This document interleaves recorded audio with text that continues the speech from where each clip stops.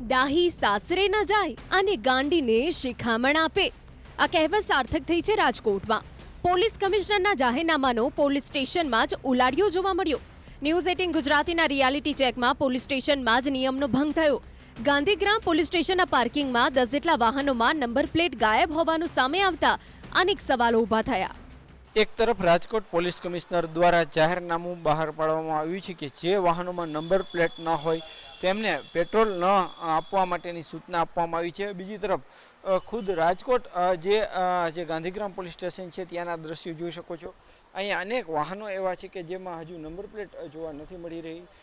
ખાસ કરીને જે રીતે એક તરફ પોલીસ કમિશનર છે તે અન્ય વાહનો ઉપર જે દોષ બોલાવવાની વાત કરી રહ્યા છે, પરંતુ ખુદ પોલીસ સ્ટેશનની અંદર જ અહીંયા જે 4 થી 5 એવા વાહનો છે કે જેમાં નંબર પ્લેટ નથી.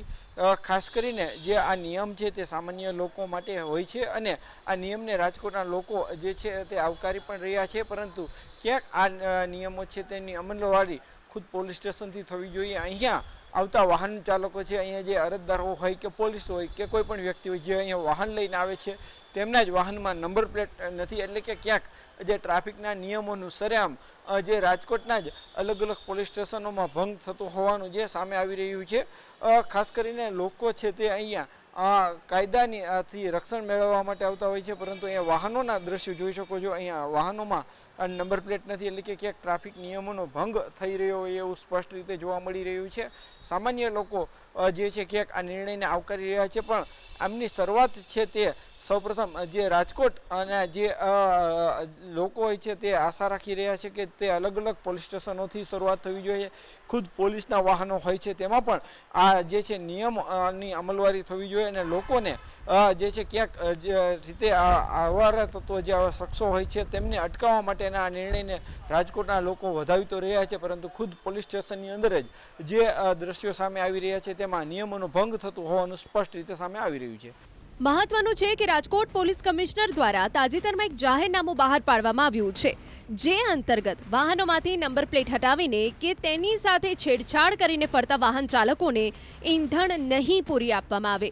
પોલીસ કમિશનરે નંબર પ્લેટ નહીં તો ઈંધણ નહીંનો આદેશ જાહેર કરતા સ્થાનિકોમાં પણ કૌતુક ફેલાયું, પરંતુ પોલીસ સ્ટેશનમાં જ પડેલા વાહનોની નંબર નહીં હોવાથી વાડે જ ચીભડા ગળ્યા હોય તેવા હાલ થયા.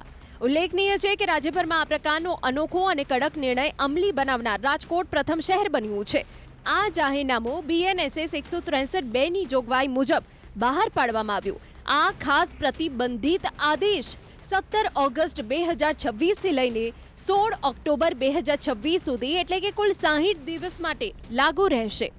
राजकोट सिटी सीपी सर ने एक जाहिरनामा बाहर पड़ा हुआ. इसमें अगर आपके व्हीकल में नंबर प्लेट नहीं होगी तो आपको फ्यूल नहीं मिलेगा, ऐसे जाहिरनामा है. और ये जाहिरनामा सभी पेट्रोल पंप्स और व्हीकल ओनर से उनके लागू पड़ेगा. अगर कोई ये जाहिरनामा का भंग करता है तो उसके ऊपर कायदा की कार्रवाई की जाएगी. और ये जो जाहिरनामा है ये आज से लेके 2 महीने तक ये वर्किंग कंडीशन में रहेगा. सर, इसकी वजह क्या है कि ऐसे पहले बहुत सारे ऐसे पकड़े गए थे या क्या? लगभग हम 15 दिन से अलग अलग झुंबेश कर रहे थे. उसमें काफ़ी सारी नंबर प्लेट बिना की वाहन हमें मिल रहे थे.